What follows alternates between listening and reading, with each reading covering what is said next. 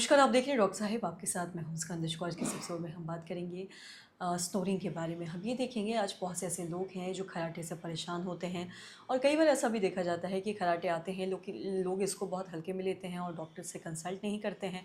आज हम इस बारे में ही बात करेंगे और ये जानेंगे कि कब लोगों को डॉक्टर से कंसल्ट करने की ज़रूरत है अगर खर्राटे हो रहे हैं और कब नहीं ज़रूरत है।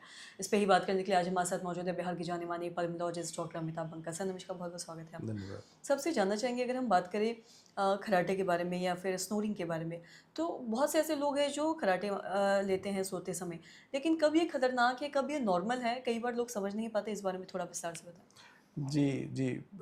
देखिए खर्राटा जो है वो एक नॉर्मल इंसान को भी हो सकता है और एक बीमारी होती है ऑब्स्ट्रक्टिव स्लीप एपनिया, उनमें भी हो सकता है।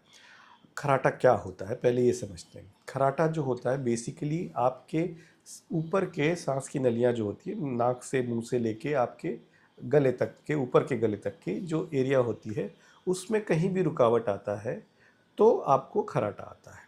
तो खर्राटा होने का सबसे बड़ा कारण होता है थ्रोट के जितने मसल्स हैं उनका वीक होना या उनका पिचकना।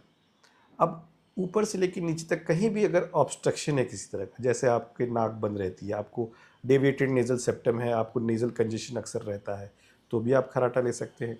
आपका टंग बड़ा है, आपका यूवला बड़ा है, आपके टॉन्सिल्स एडेनॉइड्स बने हैं, तो भी आप खर्राटे ले सकते हैं। इनफैक्ट बच्चों में सबसे कॉमन कारण यही होता है खर्राटे आने का। या आपको फैट बहुत ज़्यादा है, मसल्स में वीकनेस है, तो भी आपको खर्राटे हो सकते हैं।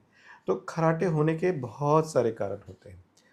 तो अगर आपको हाँ, अब खर्राटा कब गंभीर है और कब गंभीर नहीं है।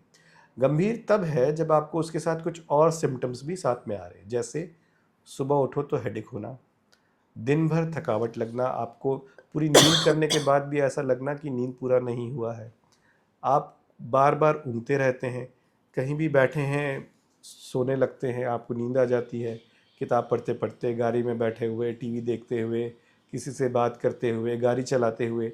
तो ये सारे सिम्टम्स अगर आपको होते हैं तो, या किसी ने आपको ये कहा है कि जब आप खर्राटा लेते हैं रात में तो अचानक से लेते लेते बहुत तेज़ हो जाता है और बंद हो जाता है और आपकी बॉडी को झटका लगता है और फिर थोड़ी देर बाद आप खर्राटा फिर से लेना शुरू कर देते हैं, तो ये एक चोकिंग स्पेल कहते हैं हम लोग इसको।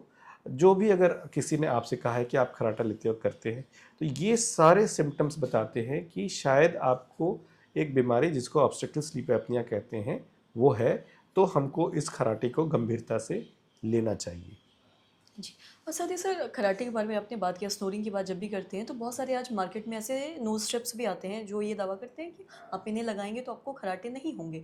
तो ये लोगों को कब लेना चाहिए और ये कब, मतलब स्नोरिंग भी अलग अलग तरीके का है जैसे आपने अभी बताया, कब ये फ़ायदेमंद होता है, इस बारे में बताएं। नहीं, देखिए अगर तो स्नोरिंग का कारण आपका नाक है तो ऑब्वियसली ये सारे चीज़ आपको फ़ायदा करेंगे। ठीक है, अगर आपका स्नोरिंग का कारण आपका नाक नहीं है, आपके थ्रोट के नीचे के मसल्स है, तो प्रॉब्ली मुझे नहीं लगता कि ये सब इतना इफ़ेक्टिव होगा। तो ऐसा नहीं कि इफ़ेक्टिव नहीं होते हैं, बट हाँ, डिपेंड करता है कि किसको आपको देना है। It is not for everyone, हर किसी को इससे फ़ायदा होगा ऐसा नहीं है। जी। सर बहुत बहुत शुक्रिया तमाम जानकारी देने के लिए। तो आशा करते हैं दर्शकों जो तमाम जानकारी है आपके लाभदायक रही हो। आप ये समझ पाए होंगे कि ये जो खर्राटे की हम जब भी बात करते हैं तो कब ये नॉर्मल है और कब ये खतरनाक हो सकता है, कब डॉक्टर से कंसल्ट करने की ज़रूरत है। तो आशा करते हैं जो तमाम जानकारी आपके लाभदायक रही हो। वीडियो देखिए।